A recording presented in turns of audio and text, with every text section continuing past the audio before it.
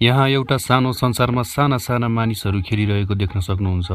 त्यो सानो मानिसहरू आगो बालेर खेलिरहेको हुन्छ र यो मान्छेले फुकेर आगो निभाइदिन्छ। फेरि तिनीहरूको पछाडि हात्तीहरू लगाएर भित्र गुफामा जानलाई भन्छ। खासमा यो मान्छे वैज्ञानिकको सहयोगी हुन्छ र यो वृद्ध मान्छे वैज्ञानिक हुन्छ।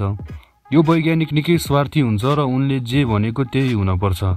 ती साना मानिसहरू घरिघरि बाहिर आउँदा वैज्ञानिकलाई रिस उठ्छ र आफ्नो सहयोगीलाई टेन्टको स्प्रेमा पानी हालेर तिनीहरूलाई छर्किन भन्छ। त्यसो गर्दा त्यो सानो संसारमा मुसलधारा पानी पर्छ। त्यहाँ पानी परेको भएर ती साना मानिसहरू खुसीले नाच्न थाल्छ। साथसाथै वैज्ञानिक र उसको सहयोगी पनि खुसीले हाँस्न थाल्छ र वैज्ञानिक सहयोगीलाई अब त्यो स्प्रेमा विष हालेर छर्नलाई भन्छ।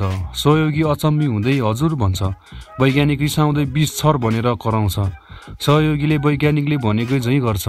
यो सानो मानिसहरू विष छर्ने बित्तिकै एक एक गरेर ढल्न थाल्छ। त्यसपछि वैज्ञानिक एक निन्द्रा सुतेर उठ्छ।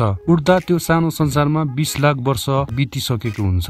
अचम्मको कुरा त यो हुन्छ कि तिनीहरूले यो 20 वर्षमा त्यो मरुभूमिमा ठूला ठूला घरहरू बनाइसकेका हुन्छन्। स्वार्थी वैज्ञानिकले आफ्नो सहयोगीलाई त्यहाँ आगो लगाउन भन्छ। सहयोगीले केही नबोलेर सलाई बालेर सलाइको काटी त्यहाँ फालिदिन्छ र त्यहाँ भएको सबैभन्दा ठूलो बिल्डिङमा आगो लाग्छ। बिल्डिङमा भएका सबै मनुष्यहरू बिल्डिङको छतमा आफ्नो जीवनको लागि तडपेको देखेर वैज्ञानिक निकै खुसी हुन्छ। त्यहाँ आगो निभाउन त्यहाँको मानिसहरूले मनुष्यहरूले कोसिस त गर्छन्, तर त्यो वैज्ञानिकले भनेको जस्तो कहाँ हुन दिन्थ्यो र। यो सब देखेर सहयोगीले आवाज उठाउन खोज्दा वैज्ञानिक झन रिसले क्रोधित भएर आफ्नो भुमौरी लगाइदिन्छ र वैज्ञानिकले तिनीहरू त हाम्रो लागि मात्र खेलाउन हो, त मेरो लागि चिया बनाएर ल्याऊ भनी आराम गर्न थाल्छ। साथीहरू, यो भिडियो कस्तो लाग्यो? सेकेन्ड पार्टको लागि तल कमेन्ट बक्समा कमेन्ट गर्नुहोला।